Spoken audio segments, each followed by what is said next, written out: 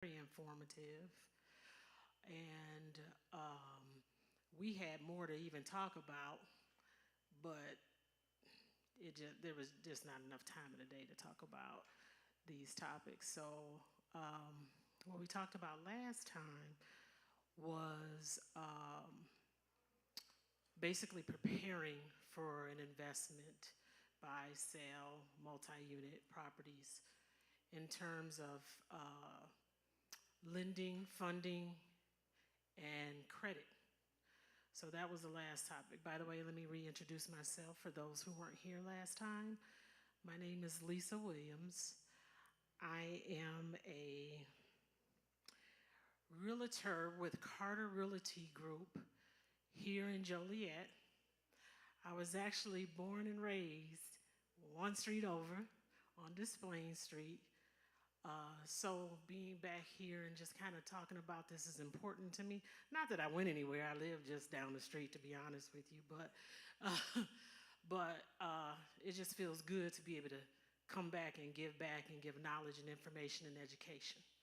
So I'm really grateful that you guys allowed us to have this two-part seminar, which we are going to do this again.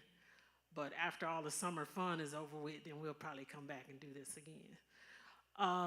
But this time, we're talking about something that's even more passionate to me than real estate. And that is leaving a legacy, trust, will, preparing, asset management, things of that nature. It all kind of goes into the same realm. So a lot of times what happens is people aren't prepared for death, but it's inevitable, right? With life comes death.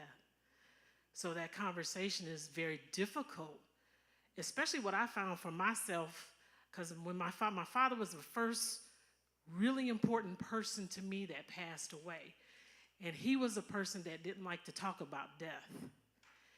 And it was a challenge and a struggle after he left because his assets at the bank got frozen because there was nobody on the account but him. So there were some hoops we had to jump through. There was a lot to do, just a lot, right? So death is business. So not only are you subject to the loss and the emotional process of losing the loved one, but you then have to deal with the business of death.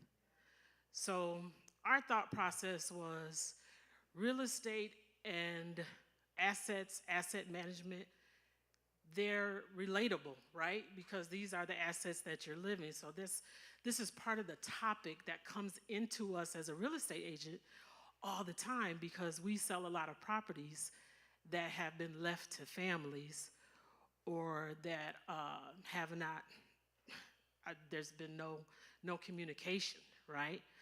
From parent to inheritor or owner to inheritor. So that comes into our agency a lot. So we thought it would be a good idea to kind of talk about this as well as buying, selling, and investing because I think sometimes that's left on the table. And it's truly important. Real estate is one of the ways that you can build wealth. And if you don't do it the right way, if you don't leave it, it can be taken. It can be taken by someone that you haven't seen in 30 years. Or it can be taken by someone that's